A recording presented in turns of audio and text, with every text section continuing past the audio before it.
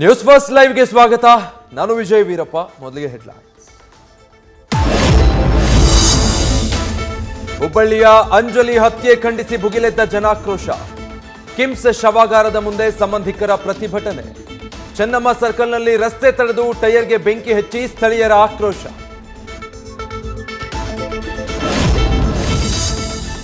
ಜರ್ಮನಿಯ ಮ್ಯೂನಿಚ್ ಏರ್ಪೋರ್ಟ್ನಿಂದ ಹೊರಡ್ತಾರ ಪ್ರಜ್ವಲ್ ರೇವಣ್ಣ. ರಾತ್ರಿಯೊಳಗೆ ಪ್ರಜ್ವಲ್ ಕರ್ನಾಟಕಕ್ಕೆ ಬರುವ ನಿರೀಕ್ಷೆಯಲ್ಲಿ SIT. Lufthansa airlines ticket book ಮಾಡಿದ್ದ ಪ್ರಜ್ವಲ್.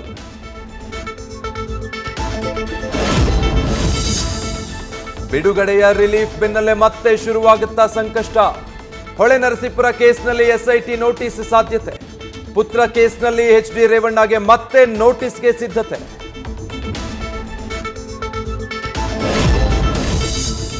ಪ್ರಜ್ವಲ್ ರೇವಣ್ಣ ಡಿಕೆಶಿ ಮಾತು ಕೇಳಿ ವಿಡಿಯೋ ಮಾಡಿದ್ರ.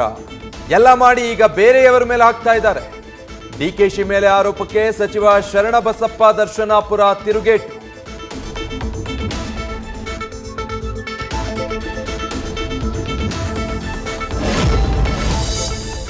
ಶಿವಮೊಗ್ಗದಲ್ಲಿ ಜಿಲ್ಲಾ ಜೆಡಿಎಸ್ನಿಂದ ಬೃಹತ್ ಪ್ರತಿಭಟನೆ. ಪೆನ್ ಡ್ರೈವ್ ಪ್ರಕರಣವನ್ನ ಸಿಬಿಐಗೆ ವಹಿಸುವಂತೆ ಆಗ್ರಹ. ಡಿಕೆಶಿಯನ್ನ ಸಚಿವ ಸಂಪುಟದಿಂದ ವಜಾಗೊಳಿಸಲು ಆಗ್ರಹ.